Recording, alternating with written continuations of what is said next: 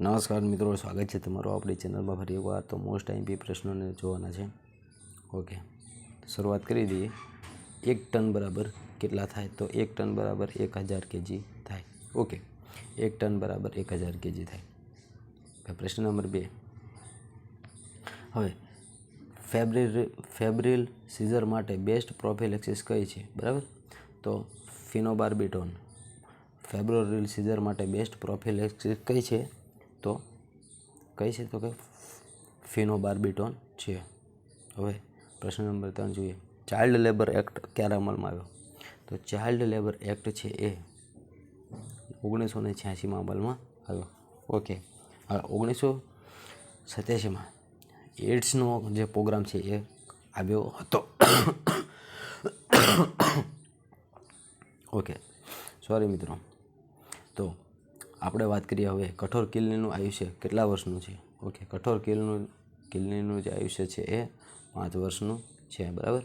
Okay, ત્યારબાદ આગળ જોવાનો છે. આગલો પ્રશ્ન, આપણો જવાબ શું છે? તો કે 5 વર્ષનું છે. ધ મેટર્નિટી બેનિફિટ એક્ટ ક્યારે અમલમાં આવ્યો? તો કે 1961માં આવ્યો. અને 1970માં જ્યારે 1970માં વિટામિન એ આપવાના શરૂ થયા. બરાબર, હવે ક્યારે આપવાના શરૂ થયા? તો 1970માં આપવાના શરૂ થયા. બરાબર, 1 લાખ યુનિટનો ડોઝ હતો એ આપવાનો શરૂ થયો. ક્યારે? તો વિટામિન એનો 1970માં. The water in the glass has never turn pink. Okay, તો water in the glass has never turn in. Okay, તો માર્ક વર્ડ ધ વોટર. તો વોટર કયા પ્રકારનું છે? તો મટીરિયલ નાઉન છે. બરાબર. ઓકે, ઇંગ્લિશના પ્રશ્નો પણ આપણે લઈ લેવાના છે અમુક. ઓકે, ખાદ્ય ચીજ સલામતી અધિકારીની જે નિમણૂક કરવામાં આવે છે. ઓકે, તો કયા અનુચ્છેદ અનુસાર કરવામાં આવે છે? તો કે અનુચ્છેદ નંબર 37. અનુચ્છેદ નંબર 37ની અંદર એનો સમાવેશ કરવામાં આવે છે. હવે પ્રોટીનના સાદા સ્વરૂપને શું કહેવાય છે? ઓકે, તો કે પ્રોટીનના સાદા સ્વરૂપને શું કહેવાય છે? Amino acid, ascorbic acid, lemon acid કે આપેલ તમામ. તો પ્રોટીનનું જે સાદું સ્વરૂપ છે એને ફક્ત ને ફક્ત એમિનો એસિડ કહેવામાં આવે છે. અને એસ્કોર્બિક એસિડ એ વિટામિન સીનું બીજું નામ છે. બરાબર, એટલે કે રાસાયણિક નામ છે. બરાબર, લેમન એસિડ એટલે કે જે લીંબુની અંદર જે રસ હોય છે એ કયું એસિડ ગણાય છે? Lemon acid. અને એને સાઇટ્રિક એસિડ પણ કહેવામાં આવે છે. ઓકે, માટે આપેલ તમામ જવાબ આપણો સાચો નહીં બને, પરંતુ શું બને છે? તો કે એમિનો એસિડ બને છે. હવે સાદા પ્રોટીનનું સ્વરૂપ છે. બરાબર, અને આવશ્યક એમિનો એસિડ કેટલા છે? તો કે 9 પ્રકારના આવશ્યક એમિનો એસિડ છે. બરાબર. ઓકે, આઇસિન, લ્યુસિન, આઇસોલ્યુસિન, ઓકે, વેલિન. બરાબર, વિવિધ પ્રકારના 9 છે. ઓકે, જે આપણે આગળ જોઈશું જ્યારે આવશે ત્યારે. ઓકે, હવે કાલા આજારનો ઇન્ક્યુબેશન પીરિયડ કેટલો છે? બરાબર, તો કે 1 થી 4 મહિનાનો છે. બરાબર, કાલા આજારનો ઇન્ક્યુબેશન પીરિયડ 1 થી 4 મહિનાનો છે. ઓકે, ત્યારબાદ આજે 5 થી 12 ઇન્ક્યુબેશન પીરિયડ પણ એક રોગનો છે, એટલે યાદ રાખજો. ટ્રેકોમાં છે. બરાબર, જે આંખને લગતી બીમારી છે એનો છે. ઓકે, ત્યારબાદ આગળ જોઈએ. ઓકે, મહાગુજરાત સમિતિના અધ્યક્ષ કોણ હતા? તો પુરુષોત્તમ દાસ હતા. ઓકે, ત્યારબાદ હવે અહીંયા જે જીવરાજ મહેતા છે એ કોણ હતા? તો કે ગુજરાતના પ્રથમ ચીફ મિનિસ્ટર. બરાબર, હતા. ઓકે, 1960માં. બરાબર, 1960માં તેમનું પ્રથમ ગુજરાતના મુખ્યમંત્રી હતા. તો કોણ હતા? જીવરાજભાઈ મહેતા. બરાબર, અને રવિશંકર મહારાજ છે. બરાબર, તો રવિશંકર મહારાજ છે એ કલાગુરુ તરીકે ઓળખાતા વ્યક્તિ કે જે ચિત્રકાર હતા. ઓકે, હવે ચિમનભાઈ પટેલ એ પણ કોણ હતા? તો કે ચિમનભાઈ પટેલ પણ એ હતા ચીફ મિનિસ્ટર હતા. બરાબર. ઓકે, અને ચિમનભાઈ પટેલ વખતે શું થયું હતું? તો કે જે જે હોનારત હતી. બરાબર, ચિમનભાઈ પટેલ જીઆઈડીસીની જે સ્થાપના થઈ છે. બરાબર, જીએમડીસીની સ્થાપના. બરાબર, એ ચિમનભાઈ પટેલ વખતે થઈ હતી. ઓકે, બાળકોના હક માટે જે જાહેરનામું પ્રસિદ્ધ કર્યું ક્યારે કરવામાં આવ્યું? તો કે 1959માં. ઓકે, 1959માં બાળકોના હક માટે ઓકે જાહેરનામું પ્રસિદ્ધ કરવામાં આવ્યું. Central birth and registration act 1969. બરાબર, central birth and registration act 1969 અંતર્ગત કઈ કલમ અનુસાર જન્મ અને મૃત્યુનું પ્રમાણપત્ર રજૂ કરવાની જોગવાઈ છે? તો કલમ નંબર 17ની અંદર. કલમ નંબર 17ની અંદર શું છે? તો કે જન્મ અને મૃત્યુનું પ્રમાણપત્ર રજૂ કરવાની જોગવાઈ છે.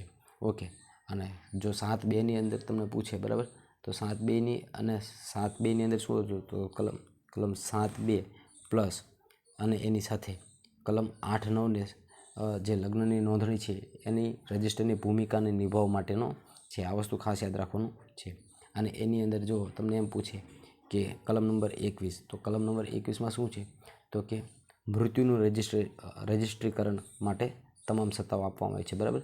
કલમ નંબર 21માં શું છે, તો કે મૃત્યુનું રજિસ્ટ્રેશન માટેની તમામ સત્તાઓ કઈ કલમમાં આપેલી છે, જન્મ અને મૃત્યુનું રજિસ્ટ્રેશન કરવું હોય તો કલમ નંબર 21નું યાદ રાખવાનું છે.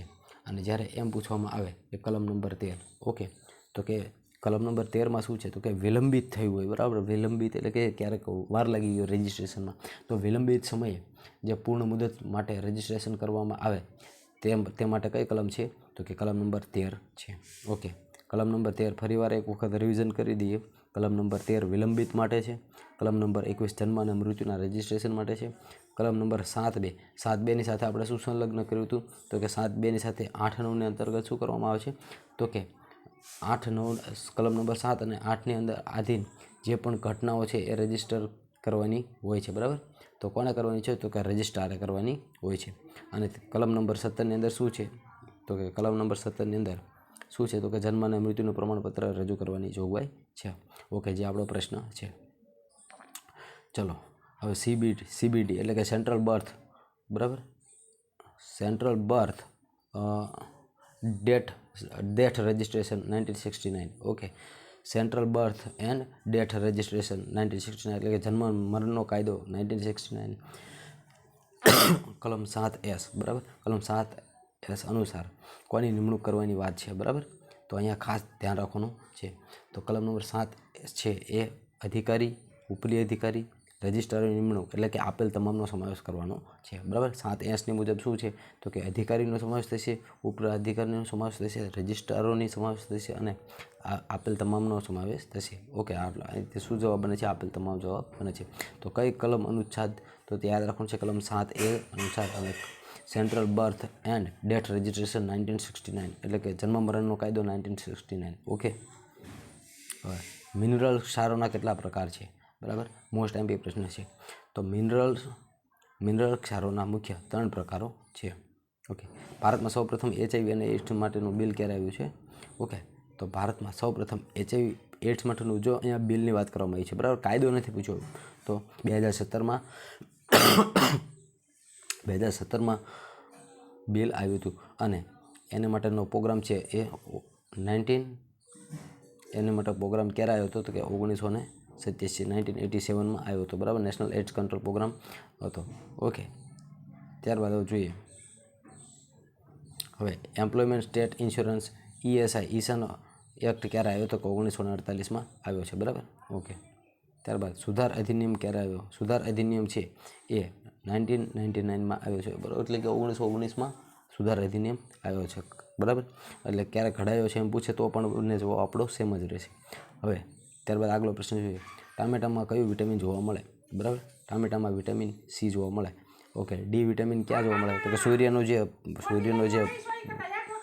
ત્યારબાદ આગલો પ્રશ્ન જોઈએ કે સૂર્યના જે વિટામિન ડી છે એ ક્યાંથી મળે છે, તો કે સૂર્યપ્રકાશમાંથી મળે છે અને એને ઉપરાંત જે દૂધને લગતી સામગ્રી હોય છે એની અંદરથી આપણને મળી રહે છે.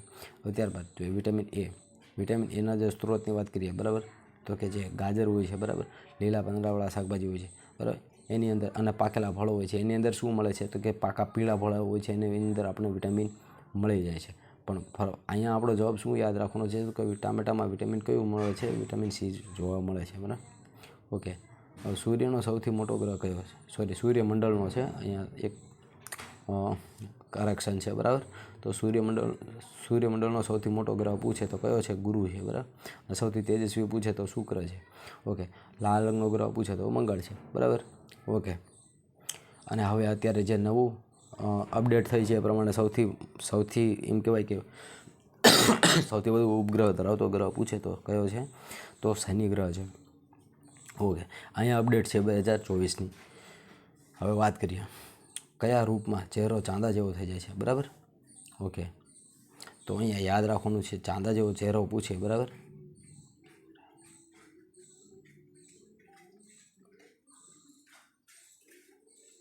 તો અહીંયા ખાસ યાદ રાખવાનું છે, ચહેરો જ્યારે ચાંદા જેવો થઈ જાય છે ત્યારે કોશિકોર નામનો રોગ છે એની અંદર ચહેરો કેવો થઈ જાય છે તો કે ચંદ્ર જેવો થઈ જાય છે. એટલા માટે આપણો જવાબ શું બને? કોશિકોર બનશે. અને કેની ઉણપથી થાય છે તો કે પ્રોટીનની ઉણપથી કોશિકોર રોગ થાય છે. બરાબર, ઓકે. ત્યારબાદ આગળ જોઈએ આપણે. હવે કઈ ટેન્કમાં એરોબિક અને એનેરોબિક પદ્ધતિ, એટલે કે એનેરોબિક પદ્ધતિ અને એરોબિક પદ્ધતિ બંનેની રીતે ચાલે? તો બરાબર, સેપ્ટિક ટેન્કની જે પદ્ધતિ છે એરોબિક અને એનેરોબિક પદ્ધતિથી ચાલે. ઓકે, ત્યારબાદ આગલો પ્રશ્ન જોઈએ. હવે સ્ટ્રેપ્ટોમાઇસિન,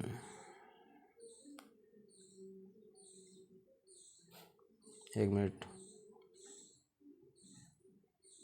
સોરી મિત્રો.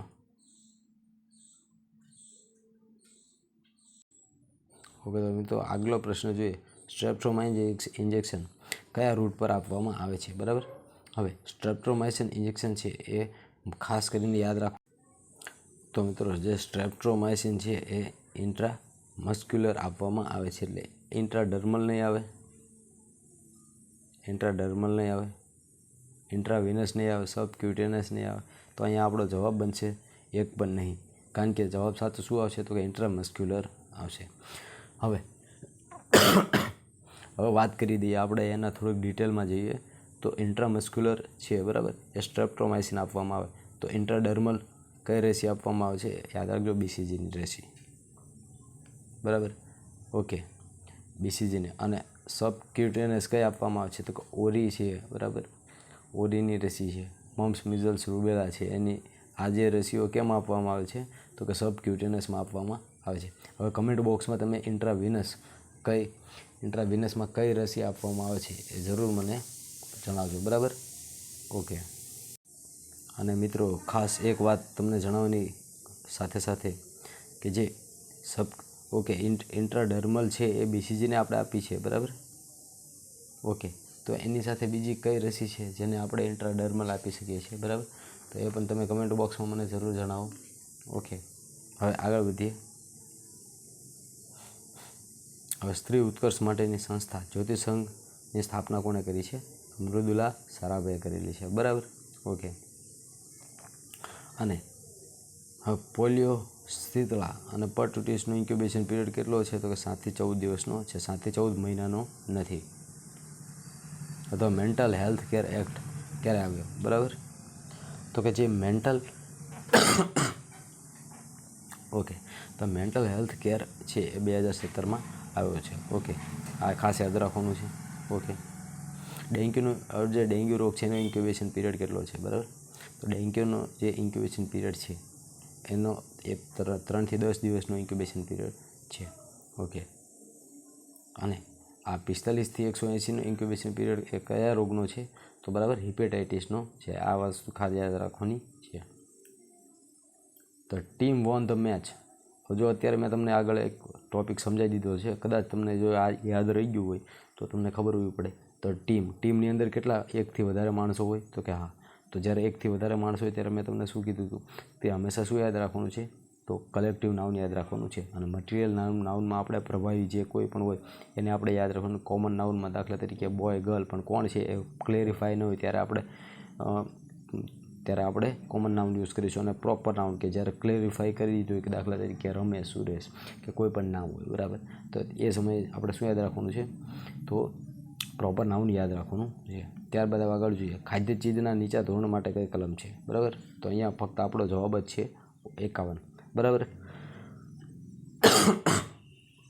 ઓકે મિત્રો. તો ખાદ્ય ચીજના નીચા ધોરણ માટે કઈ કલમ છે? ઓકે, ખાદ્ય ચીજના નીચા ધોરણ માટે કલમ નંબર 51 છે. ડાઇનિંગ વિસ્તાર કેટલો હોવો જોઈએ? ઓકે, ડાઇનિંગ વિસ્તાર છે એ હંમેશા કેટલો હોવો જોઈએ તો કે યાદ રાખવાનું છે 200 લક્ષ હોવો જોઈએ. 200 લક્ષ ડાઇનિંગ વિસ્તાર હંમેશા હોવો જોઈએ. એટલે કે લક્ષનું માપ શેમાં વપરાય છે તો કે જે પ્રકાશની ક્ષમતા છે એને માપવા માટે આપણે લક્ષનો ઉપયોગ કરીએ છીએ. ઓકે, તો 200 લક્ષનો જ્યારે જમવાનું જે ટેબલ હોય છે એના 200 લક્ષની અંતર્ગત હોવું જોઈએ. ઓકે, હવે ઇંગ્લિશ ઇઝ લેંગ્વેજ ઓફ, તો શું આવશે તો કે English is the language of the. એટલે અહીંયા આપણો જવાબ શું આવશે તો કે ધ, અને ધ જવાબ સાચો પડશે. બરાબર, એટલે કે આપણો ઓપ્શન એ સાચો પડશે. ઓકે, અને એન આર્ટિકલ નહીં આવે. બરાબર, કારણ કે એન આર્ટિકલ આપણે ક્યારે કહેતા જ્યારે પ્રોનાઉન્સિએશનની અંદર આપણે કોઈ અનો ઉપયોગ કરીએ, બરાબર. પ્રોનાઉન્સિએશનની અંદર જ્યારે અથી શરૂ થતું હોય, બરાબર, ત્યારે આપણે શું તો કે એનનો ઉપયોગ કરીએ છીએ. ઓકે, તો બાકી બધું કોમન છે. આગળ જોઈએ. અને એન તો આવવાનો છે જ નહીં, કારણ કે કારણ કે અહીંયા સુપરલેટિવ ડિગ્રીનો સેન્સ ઊભો થાય છે, એટલા માટે આપણે યાદ રાખીશું ઇઝ ધ. ઓકે. હવે તીવ્ર એનિમિયા. તીવ્ર એનિમિયાની વાત કરીએ. તીવ્ર એનિમિયામાં ફોલિક એસિડની કેટલી ગોળી લેવાની હોય છે, બરાબર. તો શું યાદ રાખવાનું છે તો કે તીવ્ર જ્યારે એનિમિયાથી હોય ત્યારે, બરાબર, તો કે શું 2 ગોળી આયરન સુક્રોઝનું ઇન્જેક્શન લેવાનું હોય છે, 3 ગોળી આયરન સુક્રોઝનું ઇન્જેક્શન લેવાનું હોય છે, તો કે ના, ફક્ત 2 ગોળી આયરન સુક્રોઝનું ઇન્જેક્શન લેવાનું હોય છે, બરાબર. ઓકે,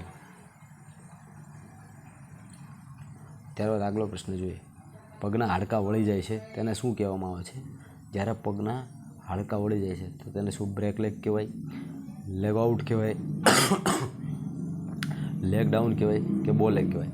તો ખાસ યાદ રાખજો, આપણો જવાબ અહીંયા બને છે જ્યારે પગના હાડકાં હોય છે, બરાબર, એ રીતે આમ વળી જાય છે, બરાબર, આ રીતના જ્યારે પગના હાડકાં હોય છે, બરાબર, એ આ રીતે વળી જાય છે ત્યારે શું હોય છે? એને બો લેગ કહેવામાં આવે છે, બરાબર.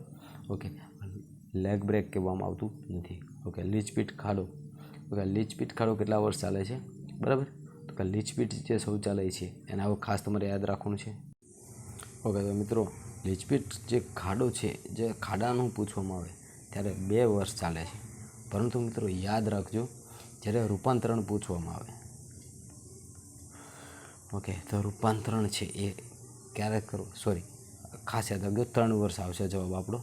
ઓકે, લીચપીટ ખાડો કેટલા વર્ષ ચાલે છે તો કે 3 વર્ષ ચાલે છે, પરંતુ રૂપાંતરણ પૂછે, બરાબર, રૂપાંતરણ પૂછે ત્યારે 1 થી 2 વર્ષનો સમય લાગે છે. એટલે રૂપાંતરણમાં 2 વર્ષ યાદ રાખવાના છે અને લીચપીટ ખાડાનું વર્ષ પૂછે ત્યારે 3 વર્ષ યાદ રાખવાના છે. ત્યારબાદ આગલો પ્રશ્ન જોઈએ. કંસનો મેળો ક્યાં ભરાય છે? ઓકે, તો કંસનો મેળો છે એ મથુરામાં ભરાય છે. આ જીકેનો પ્રશ્ન છે. ઓકે, આરામનો આપણે અયોધ્યા. ઓકે, યાદ રાખવાનું છે. ત્યારબાદ કંગાલ ગાંડી વ્યક્તિને કોઈ કોર્ટમાં હાજર કરી શકાય કઈ કલમ મુજબ? ઓકે, તો ખાસ યાદ રાખવાનું છે કલમ નંબર 62ની અંદર આપણે જે ગાંડી કંગાલ વ્યક્તિ છે એને કોર્ટમાં હાજર કરી શકીએ છીએ, બરાબર. કઈ કલમની અનુસાર? કલમ નંબર 62. હેલ્થ સેન્ટ્રલ એક્ટ કાયદો, બરાબર, હેલ્થ સેન્ટ્રલ એક્ટ કાયદો ક્યારે અમલમાં આવ્યો? તો કે 1952ની અંદર હેલ્થ સેન્ટ્રલ એક્ટ અમલમાં આવ્યો છે. ડાયરિયા ડેમનેશિયા શાની ખામી છે? ઓકે, તો હવે આ વસ્તુ ખાસ યાદ રાખવાનું છે મિત્રો તમારે. તો યાદ રાખજો મિત્રો, ડાયરિયા ડેમનેશિયાની ખામી છે એ વિટામિન B3ની ખામીથી થાય છે. હવે વિટામિન B3 એટલે આપણે યાદ રાખવાનું છે પેલાગ્રાફ કયા વિટામિનથી થાય છે? તો B3 એટલે નિયાસિન. ઓકે, તો નિયાસિનથી પેલાગ્રાફ પણ થાય છે, યાદ રાખવાનું છે. એટલે આપણો અહીંયા જવાબ શું બને છે તો કે ડાયરિયા ડેમનેશિયા શાની ખામીથી થાય છે? વિટામિન B3ની ખામીથી થાય છે, બરાબર. 100 ml દૂધમાં કેટલા કિલો કેલેરી ઉર્જા હોય છે, બરાબર? તો 100 ml જે દૂધ છે એમાં 65 થી 70 કિલો કેલેરી ઉર્જા હોય છે, બરાબર. ઓકે, હવે પોલીન્યુરાલિટિકલ વિટામિન કયું છે? એન્ટીપોલીન્યુરાલિટિકલ વિટામિન પૂછે તો વિટામિન B છે, બરાબર. એન્ટીપોલીન્યુરાલિટિકલ વિટામિન કયું છે? વિટામિન B છે. હવે પુરાણોમાં જણાવ્યા પ્રમાણે બ્રાહ્મણોને શું દાનમાં આપવામાં આવતું હતું? તો બ્રાહ્મણોને છે એ ગામ દાનમાં આપવામાં આવતું હતું. ઓકે, પંજાબમાં ભક્તિ આંદોલનના અગ્રદૂત કોણ હતા? બરાબર, તો પંજાબની અંદર ભક્તિ આંદોલન છે એના અગ્રદૂત હતા ગુરુ નાનક હતા. હવે નાર્કોટિક્સ ડ્રગ એન્ડ કંટ્રોલ બ્યુરોની સ્થાપના. નાર્કોટિક્સ ડ્રગ એન્ડ કંટ્રોલ બ્યુરોની સ્થાપના ક્યારે થઈ? તો કે 1986માં થઈ છે. Vitamin B12. Okay, vitamin B12 શેમાંથી મળે છે? ઓકે, તો જે દૂધની બનાવટ છે, બરાબર, એમાંથી બને છે. હવે યાદ રાખજો, દૂધની બનાવટ એની સાથે કેકની પણ બનાવટ છે. એટલે અહીંયા આપણો જવાબ A અને C બંને સાચા છે. એટલા માટે અહીંયા જવાબ શું છે આપણો? તો કે A અને C બંને જવાબ સાચા છે. તો આ વિટામિન B12નું રાસાયણિક નામ શું છે? તો કે સાયનોકોબાલામેન છે. અને મેગાબોલિસ્ટિક એનિમિયા માટે પણ જવાબદારી છે, બરાબર. 1866ની જે ભરતી હતી એની અંદર પ્રશ્ન પૂછાણો હતો, જે પ્રશ્ન વિવાદાસ્પદ હતો, બરાબર. કારણ કે મેગાબોલિસ્ટિક એનિમિયા અને એની સાથે જે જનરલ એનિમિયાનો પણ પ્રશ્ન પૂછેલો હતો, પરંતુ અહીંયા શું જવાબ છે? મેગાબોલિસ્ટિક એનિમિયા છે વિટામિન B12ની ખામીથી પણ થાય છે. આ વસ્તુ યાદ રાખવાનું છે. અને કેમાંથી મળે છે? તો કે કેકની બનાવટ અને દૂધની બનાવટમાંથી વિટામિન B12 મળે છે, અને જે માટે આપણો જવાબ A અને C બંને જવાબ સાચા બને છે. ઓકે. 14 થી 21 દિવસનું ઇન્ક્યુબેશન પીરિયડ, એટલે કે 2 થી 21 વીક, એટલે યાદ રાખજો 2 થી 21 વીક, 21 દિવસ નહીં, પરંતુ શું કીધું છે? તો કે 3 વીક, બરાબર. અહીંયા 3 વીક છે. 3 વીકનો કયો રોગ છે? ઇન્ક્યુબેશન પીરિયડ છે, બરાબર. તો કે A અને B જવાબ છે. દાખલા તરીકે અહીંયા આપણે જોઈએ તો કે રૂબેલા અને મમ્સ, બરાબર. તો કે એનો ઇન્ક્યુબેશન પીરિયડ 14 થી 21 દિવસનો છે. હવે 14 થી 21 દિવસ એટલે શું યાદ રાખવાનું છે? 14 એટલે કે 7 દુ 14, બરાબર. 2 અઠવાડિયાથી 3 અઠવાડિયા, એટલે કે 7 તેરી 21 દિવસ, બરાબર. એટલે કે અહીંયા 21 અહીં શું છે? તો કે 21 દિવસની જગ્યાએ, બરાબર, અહીંયા 3 અઠવાડિયા, આપણે 3 વીક યાદ રાખવાનું છે. 2 થી 3 વીક પૂછે તો શું છે? તો કે રૂબેલા અને મમ્સ છે. અથવા અહીંયાથી આપણને જો વાંચેલું હશે તો અહીંયાથી પણ જવાબ મળી જશે, બરાબર. ઓકે. હવે સેપ્ટિક ટેન્કની લંબાઈ કેટલા જેમ છે, બરાબર. તો સેપ્ટિક ટેન્કની જે લંબાઈ છે એ યાદ રાખવાનું છે 2:1ની હોય છે, બરાબર. 2:1ની લંબાઈ હોય છે, બરાબર. ઓકે. આ એક પ્રકારનો એનો રેશિયો છે સેપ્ટિક ટેન્કનો. અને યાદ રાખજો સેપ્ટિક ટેન્ક છે એ કઈ પદ્ધતિ અનુસાર કામ કરે છે? તો કે એરોબિક અને એનેરોબિક, એ બંને પદ્ધતિથી કામ કરનાર છે. ઓકે, ચલો આગળ જોઈએ. વારફેરિન ટોક્સિસિટીમાં સારવાર માટે શેના દ્વારા થઈ શકે છે, બરાબર. તો કે યાદ રાખજો વારફેરિન ટોક્સિસિટી છે વિટામિન K દ્વારા કરવામાં આવે છે. What is abstract noun of seize, બરાબર. સીઝનો એબ્સ્ટ્રેક્ટ નાઉન શું છે? તો શું યાદ રાખવાનું છે? તો કે સીઝર છે, બરાબર. હવે એની અંદર સીઝરની અંદર આપણે RE નથી કરવાનો, બરાબર. એ કન્ફ્યુઝન પોઈન્ટ યાદ રાખવાનો છે. Okay. Gold is costlier than any other metal. The world for gold is, તો ગોલ્ડ શું છે? તો કે મટીરિયલ નાઉન છે. આપણે એ આગળ જણાવી દીધું હતું. કોઈ પણ પ્રકારનું જે ધાતુ છે, બરાબર, અમુક, તો એને આપણે મટીરિયલ નાઉનની અંદર સમાવેશ કરવાનો છે, બરાબર. અથવા પ્રવાહી હોય તો પણ આપણે મટીરિયલ નાઉનની અંદર સમાવેશ કરવાનો છે. હવે રાજ્યક્ષમા રોગના કેટલા પ્રકાર છે, બરાબર. તો એના 2 પ્રકાર છે, બરાબર. તો કે એક્સટેન્ટાઇનલ અને એક્સ્ટ્રા ઇન્ટેસ્ટાઇનલ, બરાબર. 2 પ્રકારના છે. ઇન્ટેસ્ટાઇનલ છે અને એક્સ્ટ્રા ઇન્ટેસ્ટાઇનલ, 2 પ્રકારના રાજ્યક્ષમા રોગ છે, બરાબર. એના માઇક્રોબેક્ટેરિયમ ટ્યુબરક્યુલોસિસ એનું બીજું નામ છે, બરાબર. ઓકે. એના શોર્ટમાં આપણે TB પણ કહી શકીએ. હવે સેપ્ટિક ટેન્કની અંદર અવમળ ક્યારે સાફ કરવાનો હોય છે? ઓકે. તો મિત્રો આગલો પ્રશ્ન જોઈએ કે સેપ્ટિક ટેન્કના અવમળ ક્યારે સાફ કરવાનો હોય છે? તો મિત્રો યાદ રાખો, કેટલા? તો કે દર 6 મહિને સાફ કરવાનો હોય છે. ઓકે. સેપ્ટિક ટેન્કની અંદર અવમળ ક્યારે સાફ કરવાનો હોય છે? દર 6 મહિને, દર 3 વર્ષે કે 12 મહિને, બરાબર. તો યાદ રાખવાનું છે આપણે. ઓકે. તો મિત્રો અહીંયા શું યાદ રાખવાનું છે તમારે? 12 મહિને, બરાબર. 12 મહિને છે એટલે કે 12 મહિને એટલે કે શું યાદ રાખવાનું છે? એક પણ નહીં. તો મિત્રો હવે તમે એક કન્ફ્યુઝન છે અહીંયા, ખાસ તમને જણાવી દઉં, બરાબર. કેમ કે અહીંયા તમને માહિતી સચોટ મળશે. સેપ્ટિક ટેન્કની અંદર છે એ અહીંયા કેટલા વર્ષે? તો કે 6 મહિને નહીં આવે, 12 મહિને પણ નહીં આવે, 3, એટલે આપણો જવાબ બનશે કોઈ પણ નહીં. કારણ કે એનો સાચો જવાબ છે સેપ્ટિક ટેન્ક છે એ ક્યારે સાફ કરવામાં આવશે? તો દર 2 વર્ષે સાફ કરવામાં આવશે, બરાબર. 2 વર્ષે. હવે આવા જે નાના પ્રશ્નો છે એ બહુ જ ખૂબ જ કન્ફ્યુઝન પોઈન્ટ હોય છે, એટલા માટે આપણે એને આ રીતે લીધા છે જેથી તમને યાદ રહી જાય, બરાબર. તો શું જવાબ આવશે? 2 વર્ષે સાફ કરવામાં આવે છે, એટલે અહીંયા આપણો જવાબ આવશે કોઈ પણ નહીં, બરાબર. સેપ્ટિક ટેન્કની અંદર અવમળ ક્યારે સાફ કરવાનો છે? હવે 2 વર્ષે સાફ કરવામાં આવે છે, એટલા માટે અહીંયા જવાબ શું બને છે? તો કે આપેલમાંથી એક પણ નહીં, બરાબર. અહીંયા એક પણ નથી.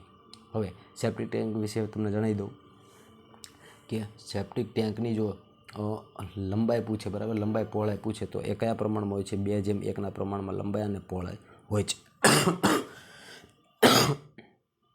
ઓકે. તો મિત્રો હવે ત્યારબાદ બીજું, સેપ્ટિક ટેન્કની અંદર જે સાફ સફાઈ હોય છે, બરાબર, એ ક્યારે કરવાની હોય છે? તો કે દર 2 વર્ષે. પરંતુ હવે અવમળ ક્યારે સાફ કરવાનું એવું પૂછવામાં આવે, બરાબર. તો શું ટેન્કમાં ઓછામાં ઓછી સાફ કરવાની પૂછે? ઓછામાં ઓછી. જો ઓકે. હવે તમને ખાસ જણાવી દઉં કે સેપ્ટિક ટેન્કની ઓછામાં ઓછો સમય પૂછે, બરાબર. તો ક્યારે આપણે શું જોયું હતું કે 2 વર્ષે અવમળ સાફ કરવાનું હોય છે, બરાબર. સેપ્ટિક ટેન્કની ઓછામાં ઓછી, તો આ શેની સાફ કરવાની વાત છે, તો સેપ્ટિક ટેન્ક હોય છે એને સાફ કરવાના 2 વર્ષ હોય છે. પરંતુ જ્યારે એમ પૂછવામાં આવે કે સેપ્ટિક ટેન્કમાંથી અવમળ ક્યારે સાફ કરવાનો છે, બરાબર, જો અહીંયા તમને કન્ફ્યુઝન છે અવમળ, બરાબર, તો એ જવાબ બનશે 6 મહિના, બરાબર. અહીંયા મારી ભૂલ હતી, હું તમને જણાવી દઉં છું ક્લિયરલી. અવમળનું પૂછે ત્યારે 6 મહિના યાદ રાખવાનું છે, પરંતુ સેપ્ટિક ટેન્ક પૂછે, બરાબર, સેપ્ટિક ટેન્ક પૂછે ત્યારે એને સાફ કરવા માટે ઓછામાં ઓછા 2 વર્ષનો સમયગાળો લાગશે, બરાબર. ઓકે, આ કન્ફ્યુઝન પોઈન્ટ એટલા માટે આપણે મૂક્યો તો આવો પ્રશ્ન બનાવીને કે જેથી તમને ઓલ ક્લિયર થઈ જાય, બરાબર. ઓકે, જો તમને સમજાઈ દઉં ઇઝીલી, જે તમને કન્ફ્યુઝન થતું હોય તો એક કામ કરો, બધું જ ભૂલી જાઓ, ફક્ત એટલું યાદ રાખો, બરાબર. તમને જણાવી દઉં. ઓકે, સેપ્ટિક ટેન્કની જ્યારે અવમળની સાફ કરવાની વાત આવે ત્યારે 6 મહિના, પરંતુ જ્યારે સેપ્ટિક ટેન્ક એટલે કે સેપ્ટિક ટેન્કની સાફ કરવાની આવે ત્યારે 2 વર્ષ યાદ રાખવાનું છે. બસ આટલું કન્ફ્યુઝન પોઈન્ટ તમારે ક્લિયર કરવાનું છે માઇન્ડમાં. ઓકે, હવે માતા મૃત્યુ માટે જવાબદેહી જણાવો. શું છે, તો કે એનેસ્થેસિયા છે, ટોક્સિમિયા છે, એક્સક્લેમેશિયા છે, તો કે આપેલ તમામ છે. યસ. ઓકે, તો માતાના મૃત્યુ માટે જવાબદાર શું છે, તો કે આપેલ તમામ છે. કેમ કે એની અંદર એનેસ્થેસિયા હોય છે, ટોક્સિસિમિયા હોય છે અને એક્લેક્સેમિયા હોય નો સમાવેશ પણ થાય છે. હવે કાર્બોહાઈડ્રેટના સાદા સ્વરૂપને શું કહેવાય છે, બરાબર. તો કાર્બોહાઈડ્રેટનું જે સાદું સ્વરૂપ છે એને ગ્લુકોઝ કહેવાય છે. અને ફેટ કોનું સાદું સ્વરૂપ છે, તો ચરબીનું સાદું સ્વરૂપ છે, બરાબર. એન્ઝાઇમ તો શું છે, એક પ્રકારના હોર્મોન છે, બરાબર. આ રીતે યાદ રાખવાનું છે. હવે આ વસ્તુ તમારે મગજમાં ફિટ કરી જ દેવાની છે, કેમ કે આ મોસ્ટ ટાઈમ બી પ્રશ્નો આપણે સિલેક્શન છે. હવે શાસ્ત્રીય ભાષા તરીકે કઈ ભાષા જાહેર થઈ નથી, બરાબર. ઓકે, તો જે શાસ્ત્રીય ભાષા તરીકે ખાસ યાદ રાખવાનું છે એ જે આ તમિલ ભાષા છે, બરાબર, એના શાસ્ત્રીય ભાષા તરીકે સમાવેશ કરેલો નથી. આ યાદ રાખવાનું છે, બરાબર. ઓકે, હવે આયરન ઇઝ, હવે મિત્રો ઇંગ્લિશનો પ્રશ્ન છે. આયરન ઇઝ યુઝફુલ મેટલ, બરાબર. તો યુઝફુલ આગળ શું છે, તો કે પ્રોનાઉન્સિએશનમાં ય છે, બરાબર. તો આ શું આવશે, અ આવશે. ઓકે, ચલો આગળ જોઈએ. ઓકે, પ્રશ્ન નંબર, હવે identify the type of health word, બરાબર. આ હેલ્થ વર્ડ એ શું છે, તો કે એબ્સ્ટ્રેક્ટ નાઉન છે. ઓકે, ચલો ક્લિયર, સિમ્પલ જ છે. ખેતરમાં ઉગતા ઘઉં, જુવાર, બાજરી, રાઈને અસર કરતી ફૂગ કઈ છે, બરાબર.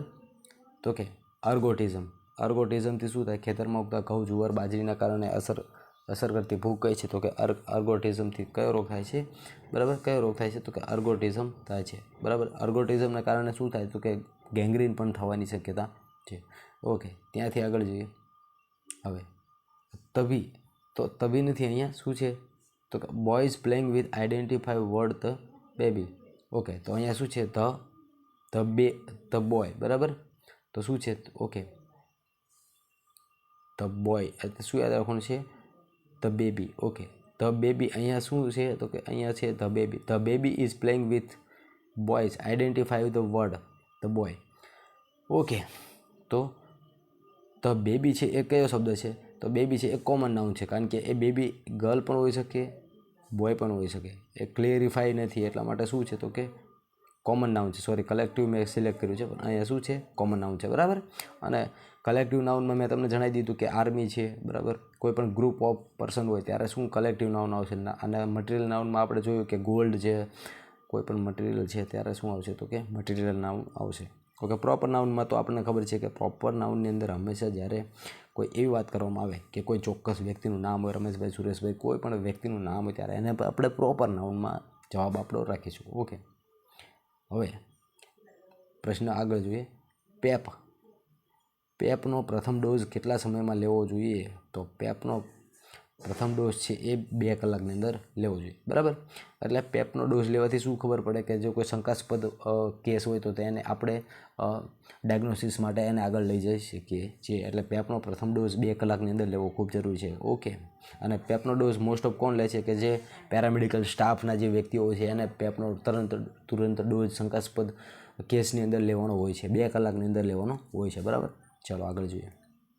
પુષ્કરનો મેળો ક્યાં ભરાય છે, તો પુષ્કરનો મેળો છે એ અજમેર ભરાય છે, બરાબર. હવે અજમેર ક્યાં છે? તો કે રાજસ્થાનની અંદર આવેલું છે.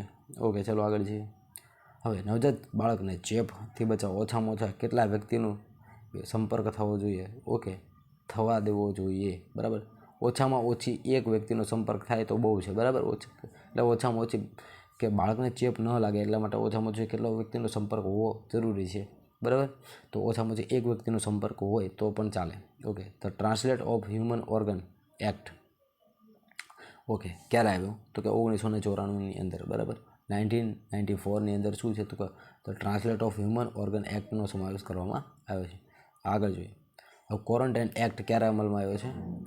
ઓકે, તો યાદ રાખવાનું છે ક્વોરન્ટાઇન એક્ટ છે એ 1980ની અંદર આવેલો છે. ક્વોરન્ટાઇન એક્ટ એટલે એની અંદર જે સમાવેશ, દાખલા તરીકે કોઈ એવો એપેડેમિક ફેલાય છે ત્યારે એને આઇસોલેટ કરવા માટે, એટલે કે અલગ વ્યક્તિને રાખવા માટે ક્વોરન્ટાઇન કરવો પડે છે, બરાબર. 14 દિવસ માટે, જેમ કે કોરોનાની અંદર ક્વોરન્ટાઇન પીરિયડ 14 દિવસનો હતો. 14 દિવસ સુધી વ્યક્તિને કોઈ બીજા વ્યક્તિના સંપર્કમાં આવવા દેવાનો નથી. તો એના માટેનો કાયદો એ કયા કાયદા અંતર્ગત છે? તો કે 1980નો કાયદો હતો, ક્વોરન્ટાઇન એક્ટ 1980 યાદ રાખવાનું છે. ચલો આગળ જોઈએ પ્રશ્ન. મફત શિક્ષણનો અધિકાર કયા અનુચ્છેદમાં છે? તો અનુચ્છેદ નંબર 45. હવે આ જે પ્રશ્ન છે તમારે ખાસ યાદ રાખવાનો છે, કારણ કે ઘણી બધી એક્ઝામમાં પૂછાવાની શક્યતા ઓછી છે, બરાબર. ઓકે, ચલો આગળ જોઈએ. ખાદ્ય પરીક્ષણ માટે ઉપયોગી બને, બરાબર. ખાદ્ય પરીક્ષણ માટે શું ઉપયોગી બને છે? તો કે સિરકા એસિટિક એસિડ છે એ ખાદ્ય પરીક્ષણ માટે ખૂબ જ ઉપયોગી બને છે, કારણ કે એનો જે ટેસ્ટિંગ માટે એનો ઉપયોગ થાય છે. સિરકા એસિટિક એસિડનો ઉપયોગ થાય છે. ઓકે, ત્યારબાદ આગળ જોઈએ. હવે મોસ્ટ ટાઈમ પ્રશ્ન. હવે નીચેનામાંથી કયા વિધાન સાચા છે? ઓકે, તો હવે વાત કરીએ કે થેલેસીમિયા એ હિમોલાઇટિક ડિસઓર્ડર છે. તો ચલો આ પ્રશ્ન છે એ મીન્સ કે ઓપ્શન એ છે એકદમ રાઈટ છે, કારણ કે થેલેસીમિયા એ કેવો છે? તો કે હિમોલાઇટિક ડિસઓર્ડર છે. ઓકે, તો એ સાચું છે. ઓકે, હવે હિમોફેલિયા એ બ્લડ કોયુલેશન છે. હિમોફેલિયા એ સેલિયા નથી પણ ફેલિયા છે, એવું યાદ રાખવાનું. હિમોફેલિયાની અંદર બ્લડ કોયુલેશન થાય છે, તો એવું પણ વાત સાચી છે. હવે પ્રિમોટિવ કેર એટલે શું? તો કે તંદુરસ્તીમાં વધારો કરો, જેમ કે હાઇજેનિક ફૂડને આપણે વધુ પ્રિફર કરીએ એટલા માટે શું થશે? તો કે તંદુરસ્તીમાં વધારો થશે. જેમ કે પૌષ્ટિક આહારનો આપણે વધારો કરી દઈએ, બરાબર. આહારમાં પૌષ્ટિક આહાર લઈએ તો આ બધા તો અહીંયા બધા જવાબ અહીંયા સાચા પડે છે. ચલો આગળ પ્રશ્ન જોઈએ. હવે પીસીપીએનડીટી એક્ટ ક્યારે આવ્યો?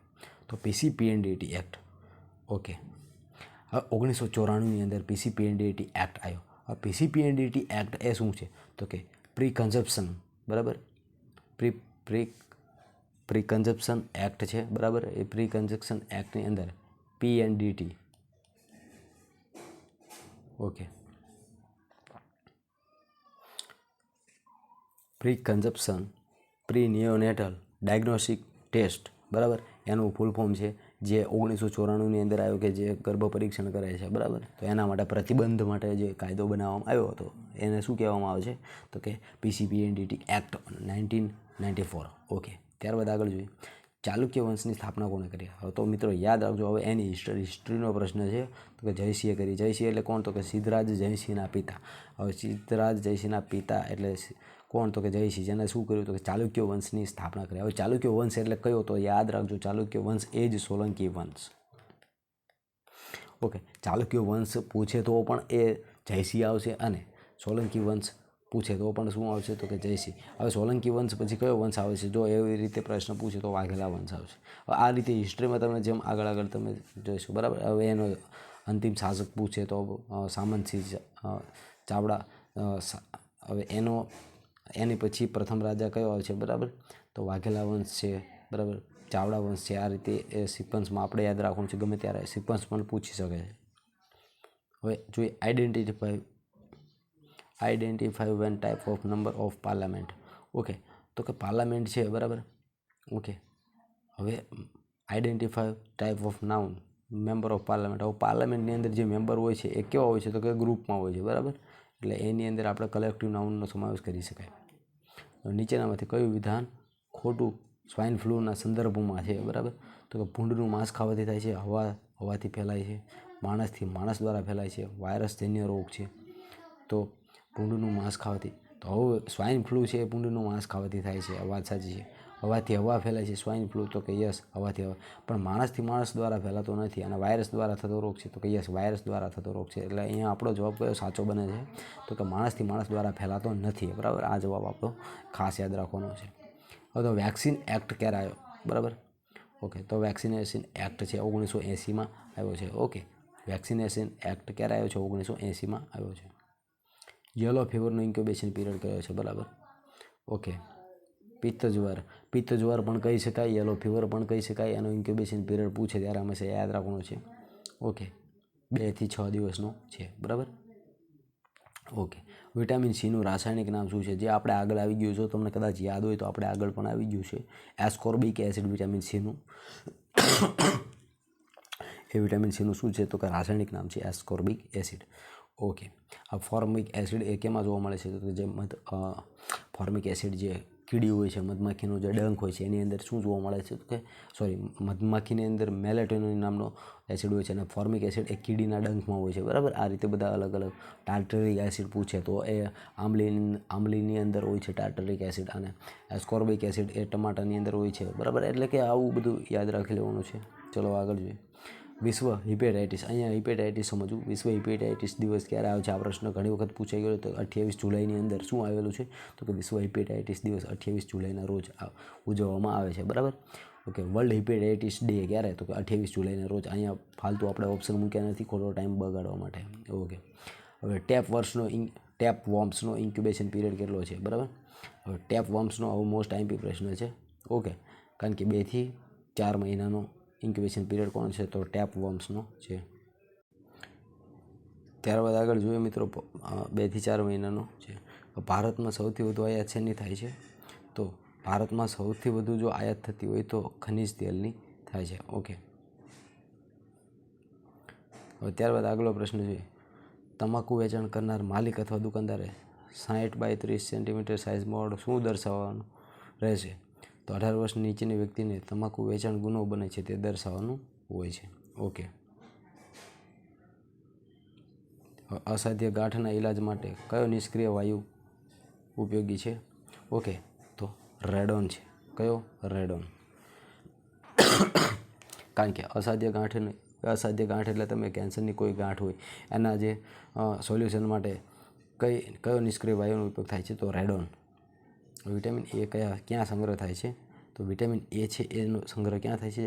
તો કે લીવરની અંદર સંગ્રહ થાય છે. ઓકે, ત્યારબાદ આગળ જોઈએ. હવે કઈ કલમ અનુસાર નગરપાલિકાને કર નાખવાની સરકારની જોગવાઈ છે? ઓકે, તો કલમ નંબર 127ની અંદર જોગવાઈ છે તેમ નગરપાલિકા કર નાખી શકશે. ઓકે, ભારતમાં સૌપ્રથમ મહિલા મુખ્યમંત્રી બનવાનું બહુમાન કોને છે? તો કે આનંદીબેન પટેલને છે. આનંદી પટેલ યાદ રાખવાનું છે. ઓકે, મોટા ભાગે 2 થી 5 વર્ષની ઉંમરે થતો રોગ કયો છે? ઓકે, હવે મિત્રો અહીંયા પ્રશ્ન ખૂબ જ ઇમ્પોર્ટન્ટ છે. 2 થી 5 વર્ષની જો ઉંમરે પૂછે ત્યારે ઓરી યાદ રાખવાનું છે. બરાબર, 2 થી 5 વર્ષની ઉંમરે કયો રોગ થાય છે મોટા ભાગે? તો કે ઓરી નામનો રોગ થાય છે. કુટુંબ નિયોજનની મેથડમાં કુદરતી મેથડનો સમાવેશ થતો નથી. બરાબર, તો કુદરતી મેથડમાં કોનો સમાવેશ થતો નથી? તો કુદરતીનો તો થાય જ.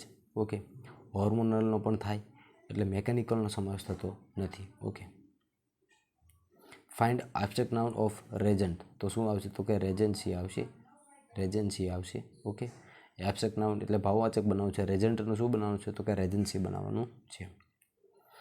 હવે માછલી ઉછેર કેન્દ્ર માટે પાણીના ક્ષારનું પ્રમાણ કેટલું હોવું જોઈએ? બરાબર, તો ખાસ યાદ રાખજો, પાણીના ક્ષારનું પ્રમાણ 20 ગ્રામ પ્રતિ લિટર હોવું જોઈએ. બરાબર, માછલીના ઉછેર કેન્દ્ર માટે જે સંસ્થા હોય છે એનો નિયમ હોય છે 20 ગ્રામ પ્રતિ લિટરનો. ઓકે, હવે નવદંપતિ માટે કુટુંબ કલ્યાણની કઈ પદ્ધતિ સૂચન કરશો? નવદંપતિ હોય તો ઓરલ કોન્ટ્રાસેપ્ટિવ પિલ આપશો, લેપ્રોસ્કોપી આપશો, ટ્યુબેક્ટોમી આપશો, વાઝેક્ટોમી, તો ફક્ત ને ફક્ત ઓસીપી આપશો. કારણ કે લેપ્રોસ્કોપિક છે એ આ બધું શું છે? તો કે પરમેનન્ટલી નિસંતાન માટેનું છે. એટલા માટે આપણે એને કઈ સૂચન આપી શકીએ? તો કે ઓસીપી એટલે શું? તો કે ઓરલ કોન્ટ્રાસેપ્ટિવ પિલ્સ. ઓકે, ચરબીના સાદા સ્વરૂપને શું કહેવાય છે? તો કે ફેટી એસિડ કહેવામાં આવે છે. ઓકે, પ્રોટીનના સાદા સ્વરૂપનું પૂછે તો એમિનો એસિડ યાદ રાખવાનું છે. નેત્રખીલનો ઇન્ક્યુબેશન પીરિયડ કેટલો છે? તો કે 5 થી 12 દિવસનો ઇન્ક્યુબેશન પીરિયડ છે. ઓકે, જે આપણે આગળ પણ ચર્ચા કરી હતી, જો તમને યાદ હોય તો. બરાબર. ઓકે, ત્યારબાદ આગલો પ્રશ્ન જોઈએ. 1 ગ્રામ ખાંડમાં કેટલી ઉર્જા હોય છે? તો કે 4.1 ગ્રામ હોય છે. બરાબર. શું જવાબ છે આપણો? 4.1 ગ્રામ હોય છે. અહીંયા આપણો જવાબ સાચો છે. હવે કોર્પોરેશનની સામાન્ય બેઠક ઓછામાં ઓછી કેટલી વાર ભરાય છે?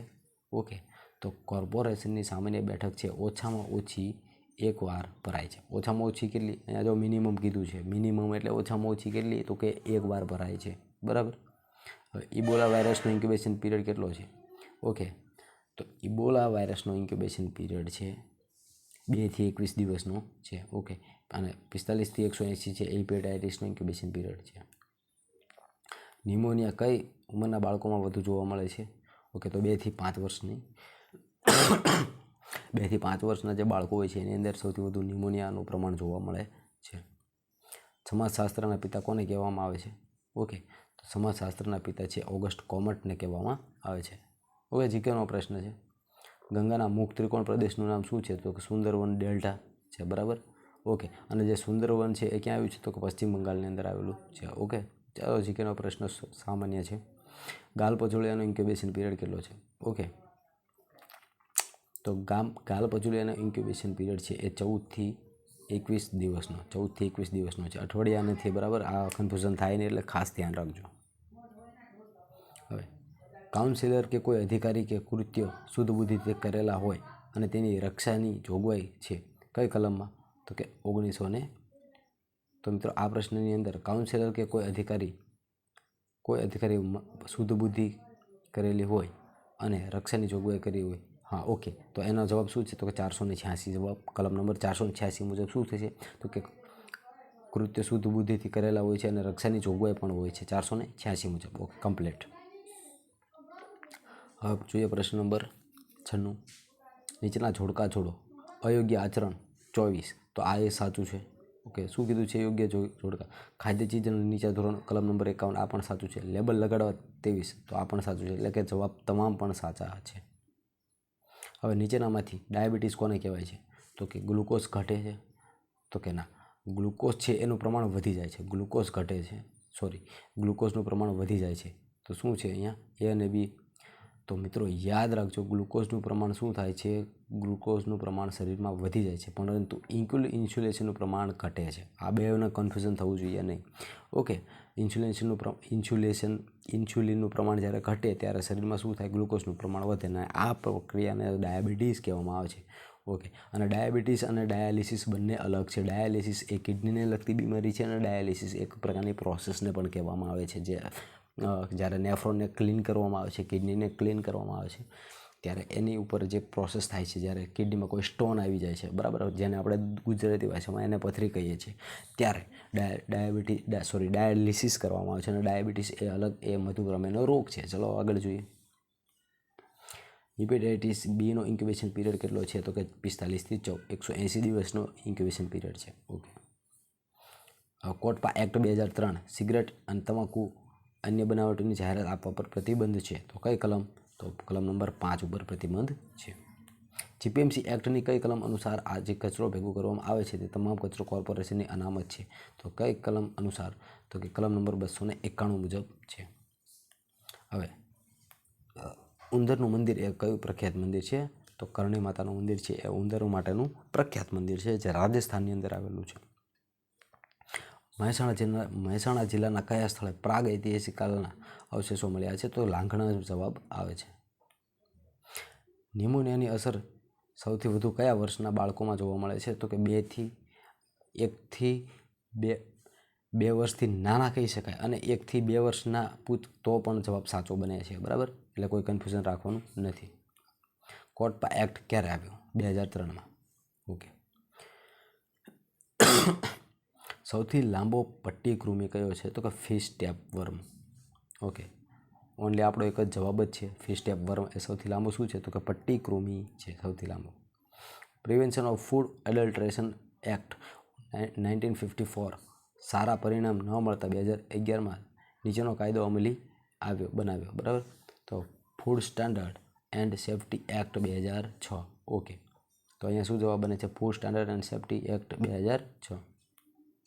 ખાદ્ય ચીજના પરીક્ષણના માટે વપરાય શું વપરાય છે? તો કે એસિટિક એસિડ. ઓકે, શું વપરાય છે? તો કે એસિટિક એસિડ એટલે કે સિરકાનો ઉપયોગ થાય છે ખાદ્ય ચીજની સલામતીના પરીક્ષણ માટે. કોલેરાનો ઇન્ક્યુબેશન પીરિયડ છે 1 થી 2 દિવસનો, 1 થી 2 કલાકનો છે, બરાબર. કોઈ કન્ફ્યુઝન થવું જોઈએ નહીં. ઓકે, શું જવાબ છે? 1 થી 2 કલાકનો છે. ઓકે, શીતળાનું બીજું નામ શું છે? ઓકે, તો શીતળાનું બીજું નામ અહીંયા કન્ફ્યુઝન પોઈન્ટ છે, ચિકન પોક્સ છે કે પછી સ્મોલ પોક્સ. તો યાદ રાખવાનું છે. જો હજી સ્મોલ પોક્સ કોને કહેવાય એ પણ યાદ રાખવાનું છે, બરાબર. તો અહીંયા તો સ્મોલ પોક્સ એટલે આપણે શીતળાને કહીશું. અહીંયા જે કન્ફ્યુઝન છે, બરાબર. તો સ્મોલ પોક્સ એટલે શીતળા થશે, પરંતુ ચિકન પોક્સ એટલે અછબડા થશે. આ વસ્તુ તમારે પરીક્ષાની અંદર જ્યારે કન્ફ્યુઝન થતું હોય ત્યારે તમારે ખાસ યાદ રાખવું પડશે. એને અલગ સેપરેટલી તમારે યાદ રાખવાનું છે, જેથી કોઈ કન્ફ્યુઝન થાય નહીં, બરાબર. તો એના માટે હું તમને એટલું જણાવી દઉં કે જ્યારે શીતળા, અહીંયા શીતલ નહીં પણ શીતળા છે. શીતળા એ સ્મોલ પોક્સ છે, શીતળા એ સ્મોલ પોક્સ છે, ચિકન પોક્સ એટલે અછબડા છે, બરાબર. એટલે કોઈ કન્ફ્યુઝન રહે નહીં. તો અહીંયા આપણો જવાબ શું બને છે? Small POX. ઓકે, આગલો પ્રશ્ન જોઈએ હવે. ઓકે, જો તાપમાન 120 આપવામાં આવે તો સ્પોરનો નાશ થાય, બરાબર. જો તાપમાન 120 આપવામાં આવે તો સ્પોરનું શું થશે? તો કેટલા સેકન્ડમાં?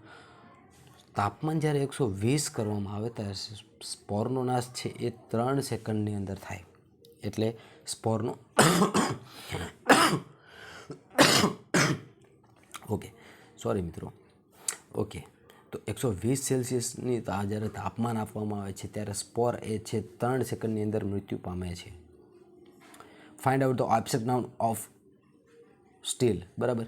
તો સ્ટીલનું એબ્સ્ટ્રેક્ટ નામ શું થશે? તો કે સ્ટીલ્થ થશે. શું થશે? TH લગાડી દેવાનું છે, બરાબર. એનું એબ્સ્ટ્રેક્ટ નામ બનાવવા માટે. સ્ટીલ એટલે શું? તો કે ચોરી કરે તેને શું કહેવાય? સ્ટીલ. ઓકે, તો સ્ટીલ્થ. ઓકે, હવે લીચપીટ શૌચાલયમાં ખાતર બનતા કેટલો સમય લાગે? 1 થી 2 વર્ષનો સમય લાગે. લીચપીટ શૌચાલયમાં ખાતર બનતા કેટલો સમય લાગે છે? 1 થી 2 વર્ષનો સમયગાળો લાગે છે. ઓકે, હવે નોર પ્લાન્ટ કુટુંબની કયા પ્રકારની મેથડ છે?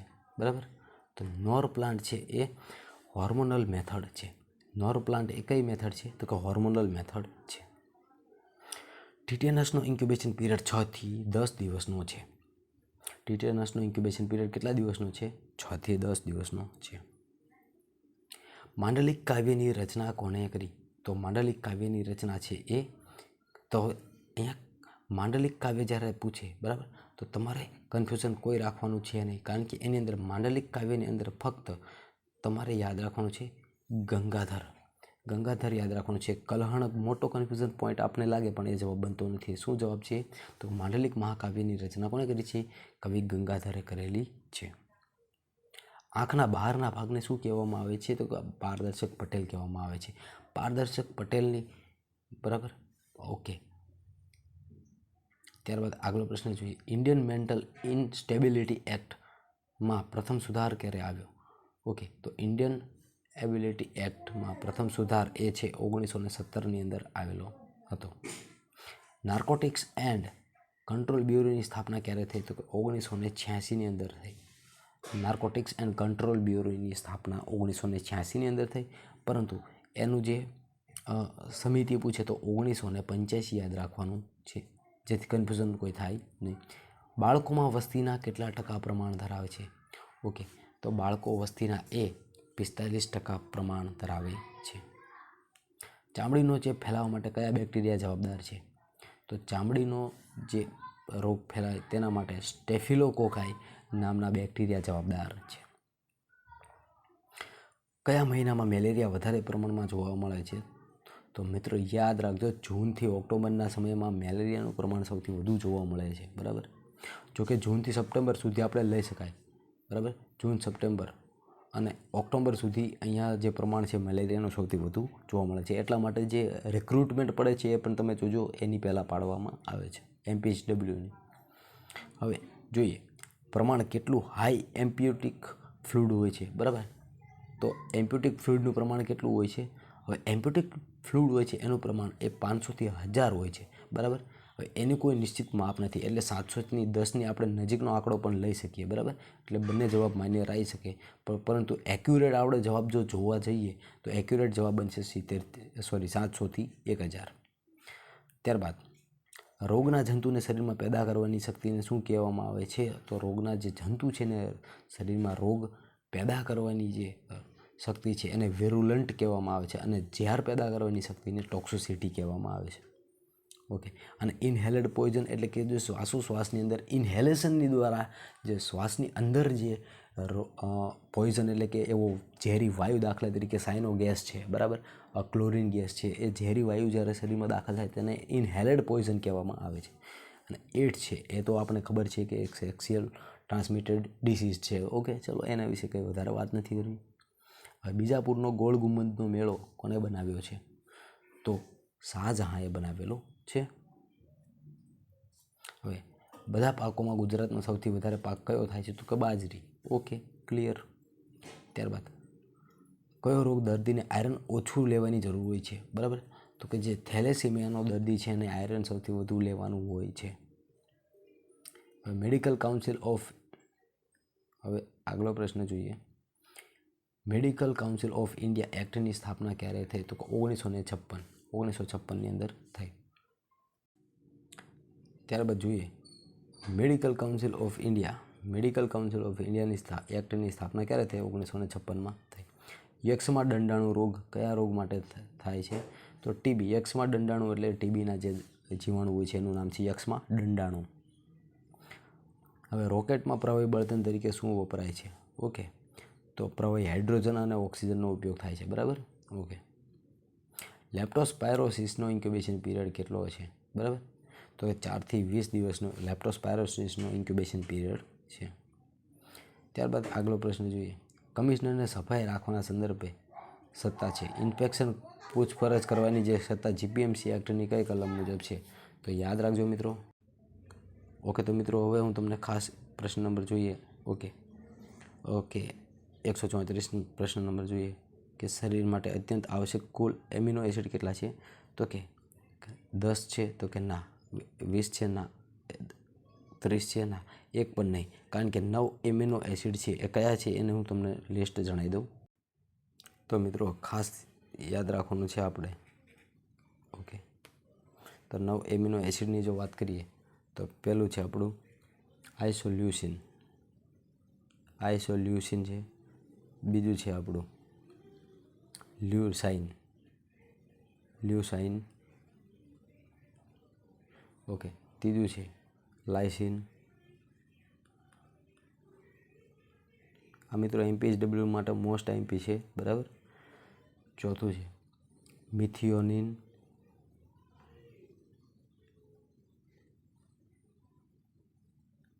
મિથિયોનિન.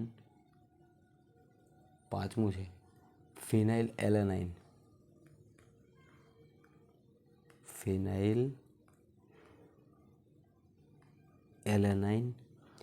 ત્યારબાદ થિયોનાઇન. છઠ્ઠું છે આપણું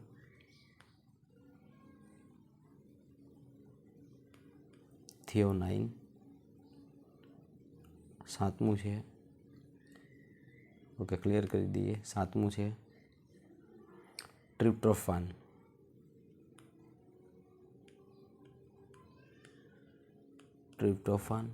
સાતમું ટ્રિપ્ટોફાન. આઠમું છે વેલિન.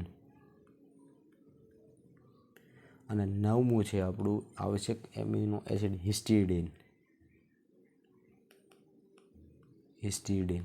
આ 9 એમિનો એસિડ તમે લખી નાખજો, કેમ કે મોસ્ટ આઈએમપી છે, બરાબર. એને શું કહેવામાં આવે છે? તો કે આવશ્યક એમિનો એસિડ કહેવામાં આવે છે. કેટલા છે? તો અહીંયા આ જવાબ આપણે એક પણ નહીં એટલા માટે રાખ્યો જેથી તમને કોઈ કન્ફ્યુઝન થાય નહીં, બરાબર. 9 મેં તમને ગણાવી દીધા, એ ખાસ યાદ રાખવાના છે. એ શું છે? તો કે આવશ્યક એમિનો એસિડ છે. ઓકે. ત્યારબાદ વિશ્વ રક્તદાન દિવસ તરીકે કયા દિવસને ઉજવવામાં આવે છે? 14 જૂન વિશ્વ રક્તદાન દિવસ તરીકે ઉજવવામાં આવે છે. કોપ્ટા એક્ટ 2003ની કલમ 6ની પેટા કલમ છે 1 અને 2 સમજાવો, બરાબર. તો શું છે 1 અને 2 સમજાવવાની છે. તો એની અંદર આપણે ઓપ્શન જોઈએ 6 થી 8 વર્ષના બાળકોને, એટલે કે પેટા કલમ જે 6 છે એની અંદર શું જોગવાઈ છે, બરાબર. તો એની અંદર શું જોગવાઈ છે, તો ખાસ યાદ રાખવાનું છે આ ગુનો કમ્પાઉન્ડેબલ ગુનો કરવામાં કલમ 6 મુજબના ગુના બદલ અધિકારી હોય થઈ શકે તો 200 રૂપિયાનો દંડ થાય છે, બરાબર. અને શૈક્ષણિક સંસ્થાની જે ત્રિજ્યા છે, બરાબર, એના વેચાણમાં પ્રતિબંધ છે. આ પણ સાચું છે. અને 18 વર્ષથી નીચેના બાળકોને તમાકુ ખરીદવા કે વેચવા પ્રતિબંધ કરવો છે, એ પણ સાચું છે. માટે શું જવાબ બને છે? આપેલ તમામ જવાબ સાચા છે. ઓકે. ટીબીની કઈ દવાથી પેશાબ ઓરેન્જ કલર અથવા તો લાલ કલરની આવે છે? તો રિફામ્પિસિન યાદ રાખવાનું છે, બરાબર. રેડ સ્પોટેડ દવા કહેવામાં આવે છે, બરાબર, રિફામ્પિસિન. અને આઇસોનાઇઝ્ડ છે એ આંખને અસર કરે છે. પાયરીમિથેમાઇડ પણ છે. અને આપેલ તમામ જવાબ આપતો નથી, બરાબર. ઓકે. પાણી ટેન્કર ભરવાનું કામ ક્યારે કરવું જોઈએ? ઓકે. તો પાણી ટેન્કર જે ભરવાનું કામ છે એ 5 થી 11ના સમયમાં કરવું જોઈએ. 5 થી 11ના સમયમાં કરવું જોઈએ. ઓકે. હવે ઓમકારેશ્વર યોજના છે એ કઈ નદી ઉપર આવેલી છે, બરાબર. તો ઓમકારેશ્વર છે એ ચંબલ નદી ઉપર આવેલું છે. ઓકે. વધુ પડતું ફેટ લેવાથી લોહીના નળામાં શાનું પ્રમાણ વધે છે? તો કોલેસ્ટ્રોલનું પ્રમાણ વધે છે. જીપીએમસી એક્ટની કઈ કલમ મુજબ ગંભીર બીમારી માટે કોને સત્તા મળેલી છે? તો ગંભીર સત્તા માટે તો કમિશનર અને એમઓ બંનેને સત્તા મળેલી છે. ઓકે. મોન્ટ્રિયલ પ્રોટોકોલનું વર્ષ છે એ કયું હતું? તો કે 1987નું વર્ષ હતું. હવે આગલો પ્રશ્ન જોઈએ. મ્યુનિસિપલ ઘન કચરાનો કાયદો ક્યારે આવ્યો છે, બરાબર. તો કે મ્યુનિસિપલ સોલિડ વેસ્ટ મેનેજમેન્ટનો કાયદો છે ક્યારે આવ્યો છે? તો 2000ની સાલમાં આવેલો છે. ઓકે. પ્રથમ સુધારો પૂછે તો ક્યારે? 2016ની અંદર કરવાનો છે.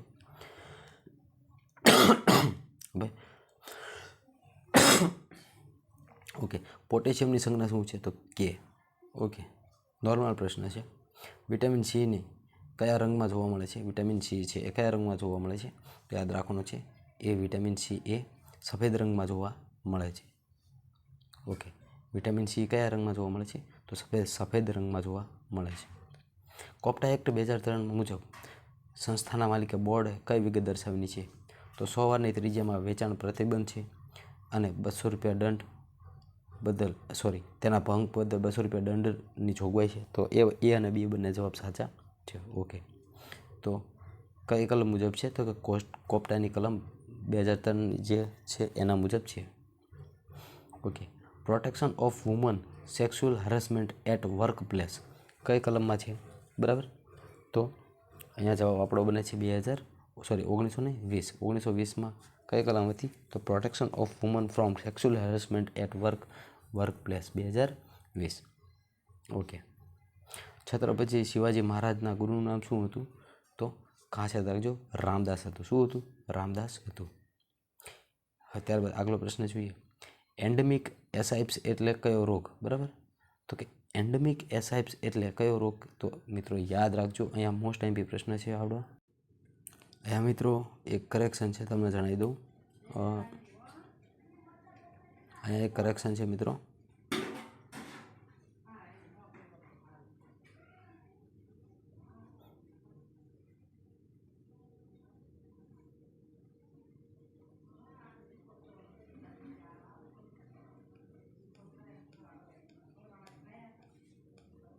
હા મિત્રો, અહીંયા પ્રશ્નમાં ખાસ ધ્યાન રાખજો. પ્રોટેક્શન ઓફ વુમન જે સેક્સ્યુઅલ ચાઇલ્ડ હેરેસમેન્ટ છે એ 2013ની અંદર હતું, બરાબર મિત્રો. અહીંયા મારી ભૂલ છે, સ્વીકારું છું. તો જવાબ આપણો શું બને છે? જવાબ 2013 બને છે, બરાબર. ઓકે મિત્રો. ઓકે, સોરી મિત્રો, આ પ્રશ્ન માટે માફી ચાહું છું. તો તેના માટે આ એક ખાસ નોટ કરજો, બરાબર. એક કરેક્શન છે. તમને અહીંયાથી ખોટી માહિતી નહીં મળે, બરાબર. બાકી ચેન્જીસ થઈ જશે ગમે ત્યારે. તમને માહિતી અમારી સાથે જોડાઈ રહેજો. કોઈ પણ પ્રશ્નમાં મિસ્ટેક હશે તો છેવટે કમેન્ટ બોક્સમાં પણ જવાબ તમને સાચો મળી જશે. કોઈ પણ પ્રશ્નમાં મિસ્ટેક હશે તો, બરાબર. ઓકે. તો હવે આપણે આગળ જઈએ. ઓકે, હવે એન્ડેમિક એસાઇપ્સની વાત કરીએ. એ કયો રોગ છે, બરાબર? ઓકે, તો મિત્રો જોઈએ કે એન્ડેમિક એસાઇપ્સ એટલે કયો રોગ છે. તો કે એપિડેમિક ડ્રોપ્સી છે, બરાબર. એને શું કહેવામાં આવે છે? તો કે એને એન્ડેમિક એસાઇપ્સ તરીકેનો રોગ તરીકે ઓળખવામાં આવે છે. હવે મમ્સનો ઇન્ક્યુબેશન પીરિયડ કેટલો છે? ઓકે, તો કે 2 થી 3 અઠવાડિયા, 14 થી 21 દિવસ. આ એ અને બી બંને જવાબ સાચા છે. નિયમિત શ્વાસોશ્વાસ માટે અગત્યનું તત્વ જરૂરી છે. કયું અગત્યનું તત્વ જરૂરી છે, બરાબર? તો આયરન છે. નિયમિત શ્વાસોશ્વાસ માટે આયરનની જરૂર પડે છે, બરાબર. ઓકે, તો અહીંયા સુધી રાખીએ. આગલા પ્રશ્નો છે જે અહીંયા આપણે કેટલા પ્રશ્નો છે તમને જણાવી દઉં, બરાબર. તો આપ એક પીડીએફની અંદર આપણે કુલ તમે જોઈ શકો છો આ મોસ્ટ આઈએમપી પ્રશ્નો છે. આની બહાર એક પ્રશ્ન આવશે નહીં, બરાબર, કારણ કે આપણે મોસ્ટ આઈએમપી પ્રશ્નો લીધેલા છે ટોટલ. તમે જોઈ શકો છો, કારણ કે અત્યારે વિડીયો લાંબો નથી કરવાનો, એટલા માટે આપણે અહીંયા કેટલા પ્રશ્નો છે, 526 પ્રશ્નો લેવાના બાકી છે, બરાબર. તો અત્યારે આટલા પ્રશ્નો જોઈએ, બાકીના પ્રશ્નો આપણે નેક્સ્ટ વિડીયોમાં જોઈશું. તો ચેનલને સબસ્ક્રાઈબ કરી દેજો, કેમ કે નોનસ્ટોપ સિરીઝ આપણે બનાવતા રહીશું. આ 500 પ્રશ્નો પૂરા થાય ત્યારબાદ બીજા 10,000 પ્રશ્નો આપણે સીધા લેવાના છે, બરાબર. અને આ સિરીઝ પૂરી થાય એટલે તરત એની બહાર એક પણ પ્રશ્ન નહીં આવે, એ ગેરંટી છે, બરાબર. તો વિડીયોને લાઇક કરી દેજો, કેમ કે અમે ઘણી બધી મહેનત કરીએ છીએ તમારા માટે અને આગળ પણ કરીશું. Thank you so much.